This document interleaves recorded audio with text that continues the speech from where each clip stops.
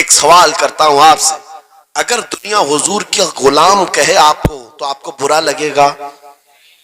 کسی کو برا لگے گا؟ ارے بلکہ ہم تو یہ کہتے ہیں دنیا ہمیں پہچانے تو حضور کے دربار کا کتا کہہ کر پہچانے، سکے طیبہ سب کہہ کر کے پکارے بے دم، یہی رکھی ہو میری پہچان مدینے والے۔ ہم تو دعائیں کرتے ہیں کہ دنیا ہمیں حضور کے دربار کا کتا کہہ کر پہچان، ہمیں اعتراض نہیں، برا نہیں، بلکہ ہم تو زندگی کی سعادت سمجھتے ہیں۔ اگر تمہیں برا نہیں لگتا حضور کی غلامی پر، اور کوئی غلام رسول کہہ کر پکارے برا نہیں لگتا، آ جاؤ کھل کر کے غلامی کرو، کھل کر غلامی کرو۔ آؤ حضور پاک صلی اللہ تعالی علیہ وسلم کے ان بتائے ہوئے خطوط اور راستوں پر چلتے ہیں، ہم پھر اسی راستے سے اپنا کھویا ہوا وقار حاصل کر سکتے، اپنی کھوئی ہوئی عزت حاصل کر سکتے۔ عجب چیز ہے لذت آشنائی۔ گفتگو ختم کرتا ہوں اس بات پر، تھوڑی سی بات رہ گئی۔ امام اعظم ابو حنیفہ رحمۃ اللہ علیہ کے پاس کوئی شخص آیا اور کہا کہ سنا ہے مومن صادق، سچا مومن عاشق رسول جب دنیا سے جاتا ہے اس کی روح نکالنے کا طریقہ الگ ہوتا ہے، اور ایک بدبخت گنہگار یا کافر و مشرک کی روح نکالنے کا درد الگ ہوتا ہے۔ روح نکالنے کا فرشتہ ایک ہے، دونوں کی تکلیف الگ کیوں ہے؟ آپ کو شارٹ کٹ جواب دیا گیا اس آنے والے شخص کو۔ امام نے کہا جا سورہ یوسف پڑھ لے، تجھے سمجھ میں آ جائے۔ وہ بندہ گیا سورہ یوسف پڑھا، کہا اس میں تو موت کا کہیں ذکر نہیں، کیسے نکالی جاتی؟ کہا پھر پڑھ کے آ، پھر پڑھ کے آیا، کہا اس میں کہیں ذکر نہیں۔ کہا کیا پڑھ کے آیا؟ اس میں تو یوسف و زلیخا کا قصہ ہے، حضرت یوسف علیہ السلام کا پورا واقعہ ہے۔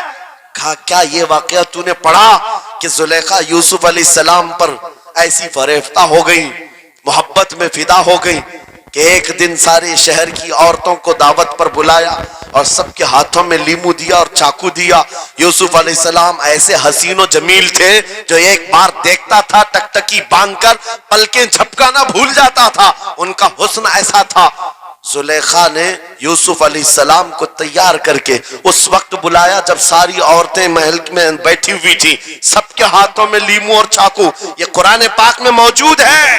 یوسف علیہ السلام کو حال میں بلایا گیا، عورتیں جیسے دیکھنے لگی، زلیخا نے کہا یہ لیمو کاٹ دو، عورتوں کے ہاتھوں سے لیمو گر گیا، چاقو سے چاروں انگلیاں کٹ گئی، انگلیاں کٹ گئی۔ عورتوں کو احساس ہی نہیں ہوا، عورت تو چھوٹے سے زخم پر چیختی ہے اور چھٹپٹاتی ہے، ارے 4 انگلیاں کٹ گئے، خاموش بیٹھنے والی ہے کوئی عورت؟ لیکن کیسے خاموش بیٹھی رہی؟ قرآن بھی کہتا ہے کہ انہوں نے اپنے انگلیوں کو کاٹ لیا۔ حسن یوسف پہ کٹی مصر میں انگشت زنا، عورتوں کی انگلیاں کٹ گئی۔ امام نے پوچھا کیا تو نے یہ واقعہ پڑھا قرآن میں؟ کہا یہ تو پڑھا ہے۔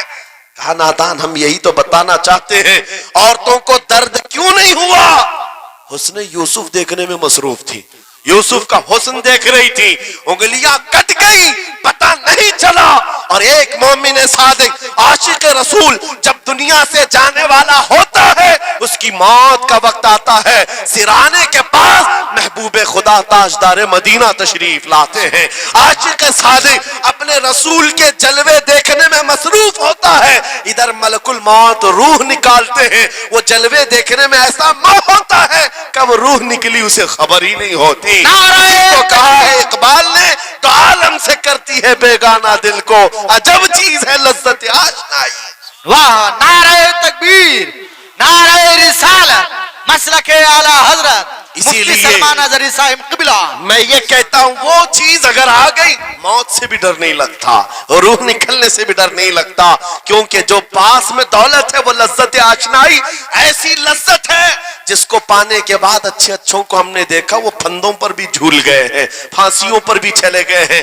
مراد آباد کے کفایت علی کافی رحمت اللہ تعالی علیہ کو کون نہیں جانتا؟ انگریزوں نے گرفتار کر کے 7 دن تک ان کے جسم پر گرم استری پھیرا تھا، جب چمڑی جل جاتی تھی نمک چھڑکا جاتا تھا، ان کے جسم کو جلا کر کے نمک چھڑک کر کے زخم دیے گیا، لیکن کبھی آپ کے استقامت میں ذرا برابر بھی لغزش نہیں آئی، وہ ٹس سے مس نہیں ہوئے. کیوں؟ ان دردوں کو جھیلنے والا کون ہوتا ہے؟ چمڑی جل جائے پھر نمک چھڑکا جائے اور برداشت کر کے کون کھڑا رہتا ہے؟ بس وہی کھڑا رہتا ہے جسے لذت آشنائی ملی ہو. تو نیم ان کی ٹھوکر پہ دریا وہ صحرا، سمٹ کر پہاڑ ان کی ہیبت سے رائی.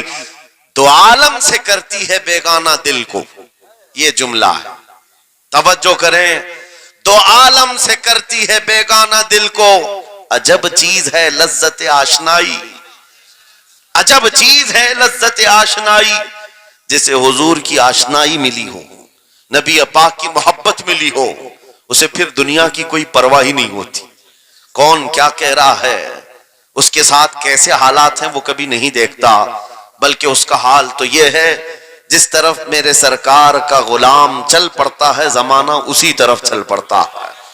وجہ یہی ہے آج ہم لوگ جو حالات دیکھ رہے ہیں، مسئلہ یہ ہے کہ لذت آشنائی نہیں ملی ہے.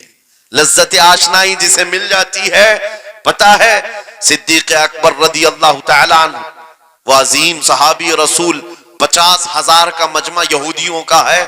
یہودی عالم کھڑے ہو کر بیان کر رہا ہے، خدا کی شان میں گستاخی کر رہا تھا.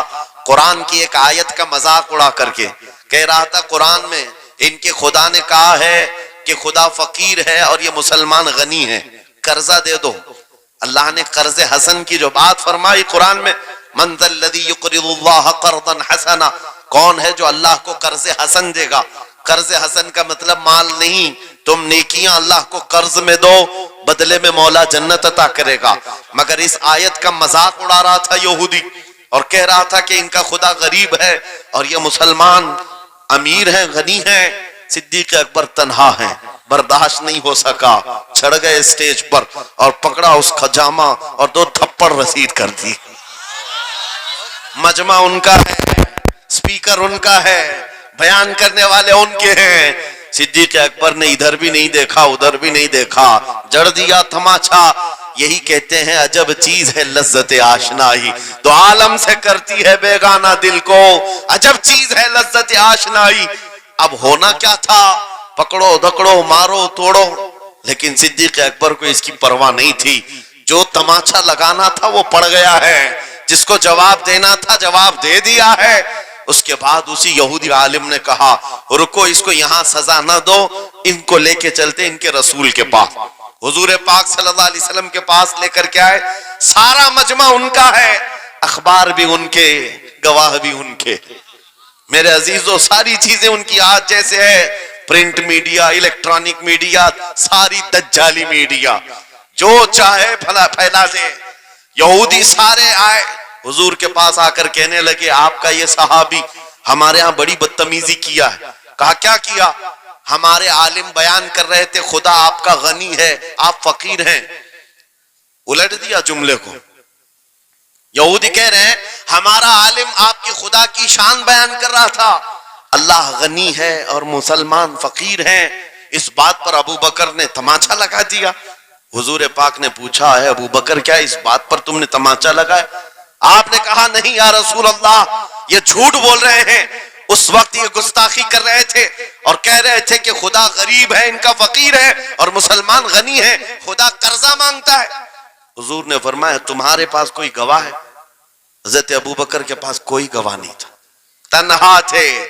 اور یہودی سب کے سب جھوٹے اور سب جھوٹ پر جمع ہے. ایک نہیں دسیوں یہودی کہہ رہے ہیں نہیں ہمارا عالم سچ بول رہا ہے، ہمارا عالم سچ بول رہا ہے. ایک بات یاد رکھو اے مسلمانوں، ان تمام چیزوں سے اپنے ذہن کو صاف کر لو. جھوٹ پر ساری دنیا جمع ہو جائے تب بھی تم اس پر کان نہ دھرنا، ایک وقت آئے گا جو اللہ کی مدد آئے گی. بے شک بے شک. ہوا کیا؟ حضرت ابو بکر صدیق تنہا ہیں. آپ نے سر جھکا لیا، کہا یا رسول اللہ میری اس بات کا تو کوئی گواہ نہیں وہاں پر، لیکن یہ جھوٹ بول رہا تھا، یہ جھوٹ بول رہا ہے ابھی. اب صدیق اکبر کی تنہا وہاں موجودگی، کیا رسول پاک صلی اللہ علیہ وسلم ان پر غضبناک ہو جاتے؟ نہیں.